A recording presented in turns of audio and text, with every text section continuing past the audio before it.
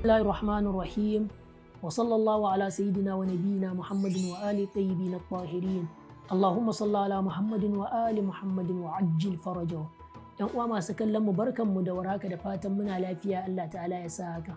Insha Allah za mu ci gaba da bahasin mu da muke yi akan fiqhu nizamil usrati fil Qur'anil Karim, wato fiqhun tsara yadda za mu tsara iyalan mu daidai da karantarwa Al-Qur'ani da karantarwan hadisan manzon Allah sallallahu alaihi wa alihi wasallam da a'immatu ahlul bait alaihi salatu wassalam. A karatun da ya gabata muna magana akan neman aure da kuma ladubbansa.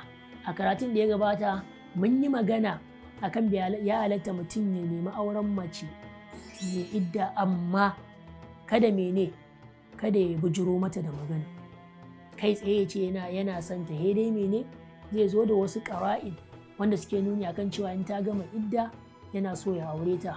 Kuma mun yi kafa hujja da ayoyi da hadisai guda 3 daga imamu Sadiq alaihi salatu wassalam. To bahasin mu na yau shine, shin ya halatta awwala da farko a nemi auren budurwa? Shin ya halatta to ita ma a nemi aure, wato a budurwa irin wannan magana din? Tunda can muna magana ne akan waye bazawara ko? To shin budurwa ita ma ya halatta irin wannan bujurwan a bujuro mata da maganar neman aure? Misali mutum ya ce yana son ta zai aure ta, shin ya halatta? Mutum ya ce yana ƙaunanta zai aure ta, ya halatta? Wannan shine maganar mu na yau, cewa mutum ya ga budurwa, shin ya halatta ya bujuro mata ya ce mata yana ƙaunanta zai aure ta ko bai halatta ba?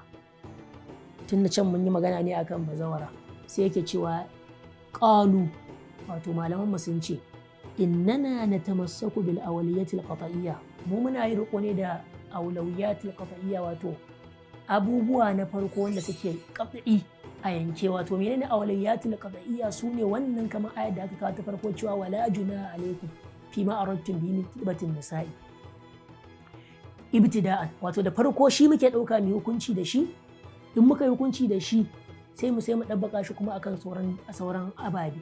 Wa inna ma lam yatadarraq lizalika ulama'una, malaman mu ba su bujiro da maganan budurwa cewa shin ya halatta budurwa ita ma a bujiro mata da maganan ana kaunanta za a aure ta ko bai halatta ba, liwuduhil amri, saboda al'amarin a bayyane yake cewa Qur'ani ya bayyana ga bazawara, kenan aula shi ma ya wannan zai hau hukuncin da ya hau kan bazawara, cewa za a bayyana wa bazawara, za a iya bayyana shi ma akan budurwa. Wannan shine dalilin mu na cewa ya halatta ita ma budurwa a bujuro mata da wannan dalili ya zo a cikin tafsirin Majma'ul Bayan, haka nan tafsirin Mizan, haka nan ya zo a tafsirin Amsal, ya zo ma a durusun tamhidiyya fi tafsir ayatul ahkam na Ayatullahi Baqir al-Irawani.